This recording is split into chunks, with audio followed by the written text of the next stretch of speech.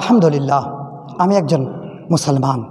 ও তো আপনার মা ছিল যে আপনাকে 10 মাস 10 দিন গর্ভে ধারণ করে কত কষ্ট যন্ত্রণা সহ্য করে দুনিয়ার মুখ দেখিয়েছে, আপনাকে আঙুল ধরে চলা শিখিয়েছে, আপনাকে বলা শিখিয়েছে। সে তো আপনারই মা ছিল, সে তো আপনারই মেয়ে ছিল, সে তো আপনারই সন্তান ছিল, সে তো আপনারই পিতা ছিল। পিতার চোখের সামনে সন্তানকে, সন্তানের চোখের সামনে নিজের মাতা পিতাকে, সেই মেয়ে ছিল আপনারই, যাকে বুকে ধরে যত্ন সহকারে লালন পালন করেছেন, যে ছেলে মেয়ের জন্য নিজের জীবনও দিতে আপনি রাজি হয়েছেন। আপনার চোখের সামনে দাও দাও করে আগুন জ্বলছে, তার মধ্যে বাসে করে উলট পালট করে তাকে বাড়ি মারা হচ্ছে। সে তো আপনারই সন্তান ছিল, সে তো আপনারই মাতা ছিল, সে তো আপনারই পিতা ছিল, সে তো আপনারই মেয়ে ছিল, যাকে আপনি আদর যত্ন করে কষ্ট করে লালন পালন করেছেন।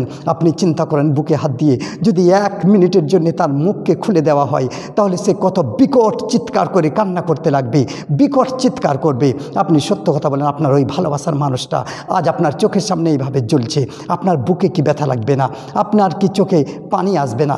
কিন্তু আমি গর্বিত আলহামদুলিল্লাহ যে আমাদের ইসলাম ধর্মে কমসে কম মাটির নিচে যা হবার হোক, এক আল্লাহ ওনাকে ভালোতে রাখবেন। আর নাই যদিও সাজা হয় আপনার কথা মোতাবেক, তারপরেও মায়ের চোখের আড়ালে মেয়েকে শাস্তি দেওয়া হবে, মেয়ের চোখের আড়ালে মাতাকে শাস্তি দেওয়া যাবে, পিতার চোখের আড়ালে সন্তানকে শাস্তি দেওয়া যাবে, সন্তানের চোখের আড়ালে পিতাকে শাস্তি দেওয়া হবে। কমসে কম মানুষের চোখের সামনে এইভাবে করা